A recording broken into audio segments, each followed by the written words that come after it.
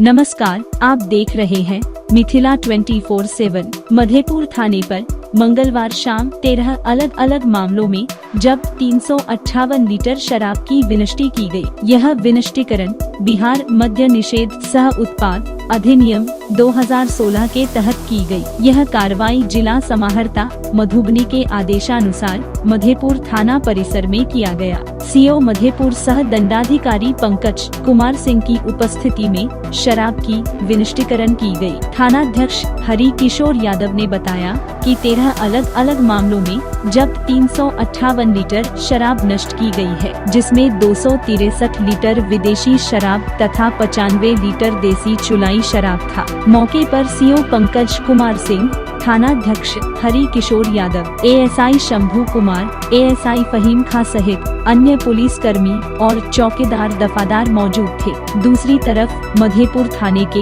एक गांव से 20 दिन पूर्व कथित अपहृत 22 वर्षीय युवती बरामद हुई। मधेपुर थानाध्यक्ष हरि किशोर यादव ने बताया कि युवती बुधवार को खुद थाने पर आ गई। थानाध्यक्ष ने बताया कि बरामद युवती को 164 के बयान एवं मेडिकल जांच के लिए भेजा गया है। साथ ही मधेपुर बाजार सुभाष चौक स्थित अंसारी क्लिनिक परिसर से 8 दिन पूर्व चोरी हुई बाइक पुलिस ने बरामद की। बाइक मंगलवार देर शाम चुन्नी से चटनमा जाने वाली सड़क में एक बसबिट्टी से बरामद हुआ। थानाध्यक्ष हरि किशोर यादव ने बताया कि बाइक चोर वहां बाइक छोड़ फरार हो गया था। उन्होंने बताया कि उसकी पहचान कर ली गई है, जल्द ही वह पुलिस की गिरफ्त में होगा। वहीं प्रखंड के भेजा थाने के रामपुरा टोला में गांव के ही कुछ लोगों ने एक महिला को बेरहमी से मारपीट कर जख्मी कर दिया। जख्मी महिला रामपुरा टोला के अब्दुल जब्बार की पत्नी